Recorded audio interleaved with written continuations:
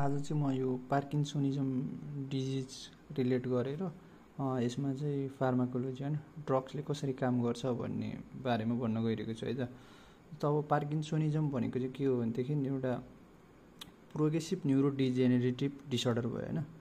भन्नुको मतलब यसमा जे सिधै अब मैले ड्रगको कुरा गर्नुपर्ने भएको भएर म सिधै भनिदिन्छु। जस्तो पार्किन्सोनिजममा चाहिँ के हुन्छ भने ब्रेनको पनि स्पेसली बेसल ग्याङ्ग्लियामा चाहिँ के हुन्छ, डोपामिनको मात्रा कमी हुन्छ, जसले गर्दाखेरि चाहिँ पेसेन्टमा होइन यो रोग लागेको पेसेन्टमा चाहिँ डोपामिनको कमी भएको भएर ब्रेनमा के हुन्छ त ट्रेमर हुन्छ प्लस रिजिडिटी हुन्छ प्लस हाइपोकाइनेसिया है, यसरी काम्ने होइन। अनि यो चाहिँ फेरि स्पेसली के हो त 45 to 65 इयर्स ओल्डर पिपुलहरूमा हुन्छ है त यो। अब यसमा हुन्छ ट्रेमरहरू भयो होइन, रिजिडिटी साह्रो हुने अनि कुनै पनि के अरे भोल्युन्टरी मुभमेन्ट गर्दाखेरि चाहिँ के अरे इनिसिएट गर्नलाई गाह्रो हुने है हो। यसमा चाहिँ अब हाम्रो फार्माकोलोजीको कार्बिडोपा र लेभोडोपा यसको ड्रगहरूले चाहिँ कसरी काम गर्छ, यसको मेकानिजम म थोरै होइन बुझ्ने बारेसम्म भनिदिन्छु है त।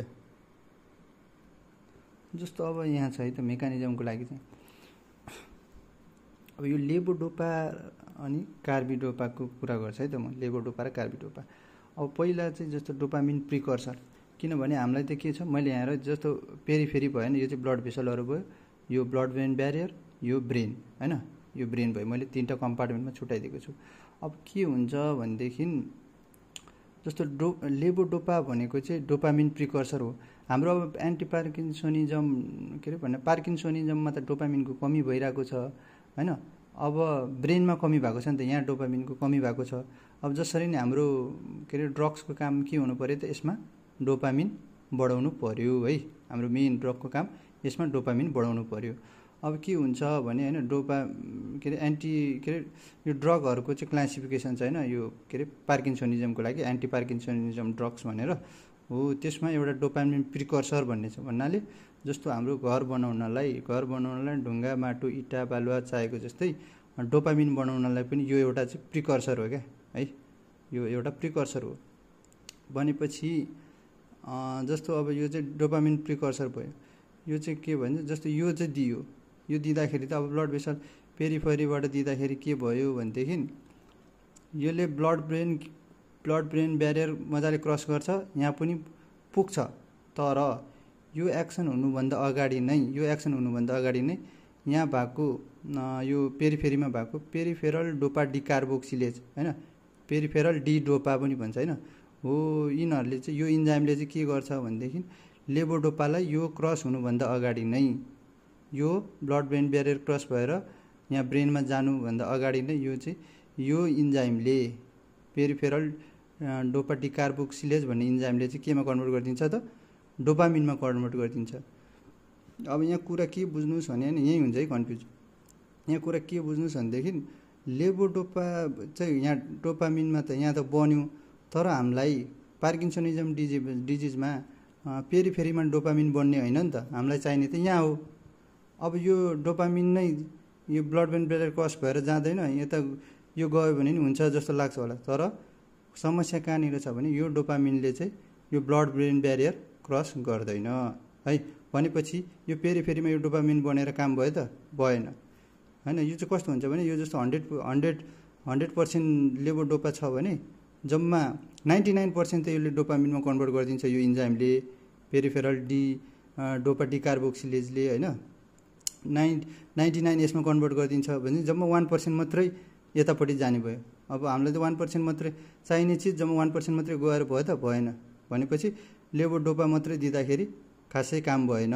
अनि अर्को यसको भनेको के भन्छ, यहाँ पेरिफेरीमा डोपामिन बन्नु भनेको नराम्रो हो, किनभने यसले एडभर्स इफेक्टहरू देखाउँछ है। के हुन्छ आफू तपाईँहरूले नै हेर्नु होला, हार्टतिर ब्लड भेसलतिर यसले के गर्छ त एडभर्स इफेक्ट देखाउँछ। भनेपछि अब लेभोडोपासँगै हामीले के दिँदा चाहिँ राम्रो हुन्छ भनेदेखि लेभोडोपासँगै हामीले अर्को के छ, अर्को हाम्रो ड्रगको नाम कार्बिडोपा हो। यो ड्रग दियो भने चाहिँ के हुन्छ भनेदेखि यो कार्बिडोपाले चाहिँ यो इन्जाइमलाई यो पेरिफेरल डोपा डिकार्बोक्सिलेजलाई के गर्छ, इनिबिट गरिदिन्छ, यसलाई कट्टा हानिदिन्छ। भनेपछि यसको काम गर्न नदिने भयो हाम्रो कार्बिडोपाले, किनभने यो त यसको इनिबिटर हो। भनेपछि अब लेभोडोपाबाट डोपामिन यसले कन्भर्ट गरिदिन्थ्यो, यसको कामलाई नै कट्टा हान्थ्यो। भनेपछि यो यहाँ कन्भर्ट हुने पायो त, पाएन। यो यहाँ कन्भर्ट नहुने भएपछि त यो त 100% नै बस्ने भयो। यो 100% अब कहाँ जाने भयो, हाम्रो ब्लड ब्रेन ब्यारियर हुँदै, किनभने यसले मात्रै क्रस गर्छ, यसले गर्दैन है। भनेपछि यो अब कन्भर्ट नहुने भएपछि यो क्रस भएर कहाँ जाने भयो, ब्लड ब्रेन ब्यारियर क्रस भएर यो यहाँ जाने भयो ब्रेनमा। अब यो त मैले अघि नै भनिसकेँ, यो त डोपामिनको प्रिकर्सर हो। घर बनाउन ढुङ्गा माटो चाहिएको जस्तै यो डोपामिन बनाउनलाई नै लेभोडोपा चाहियो हो। यहाँ अब यो लेभोडोपालाई के गर्छ, सेन्ट्रल भन्नाले ब्रेनमा भएको डोपा डिकार्बोक्सिलेज, अघि यहाँ पेरिफेरलमा डोपा डिकार्बोक्सिलेज भएको जस्तै ब्रेनमा पनि हुन्छ छुट्टै है, यो पनि हुन्छ। यसले अब के गर्छ भने लेभोडोपालाई केमा कन्भर्ट गरिदिन्छ, डोपामिन। अब यो त कहाँ बनेको, ब्रेनमा अब के भयो त, डोपामिन बन्यो। यो त राम्रो हो, किनभने पार्किन्सोनिजममा डोपामिनको कमी भइरहेको थियो।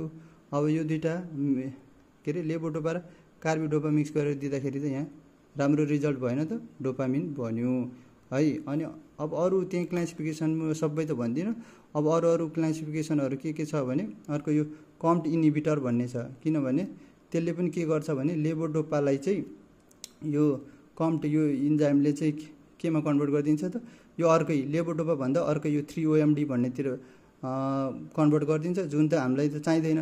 त्यही भएर यो टोल्कापोन भन्ने भनेको यो कम्प्ट इनिबिटर है, किनभने योबाट यो बन्न दिएन, हामीलाई त यही चाहिएको छ। अनि यहाँबाट यो भन्ने त यो सेन्ट्रल डिडिसी होइन, सेन्ट्रल डोपा डिकार्बोक्सिलेजले भयो।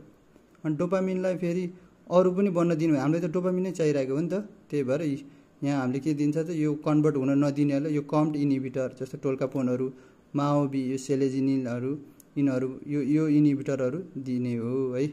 अब त्यो एकचोटि तपाईँहरूले अब एन्टी पार्किन्सोनिजमको ड्रग्सहरू हेर्नु भएको छ र मैले यति भने तपाईँहरूले लगभग बुझ्नुहुन्छ है त।